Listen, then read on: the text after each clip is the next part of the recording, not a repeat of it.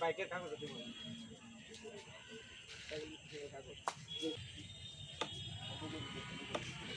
না স্যার আমরা তো এটা খাই না দেখতেছি তো সারাদিন মোবাইলটা খুলে তো খালি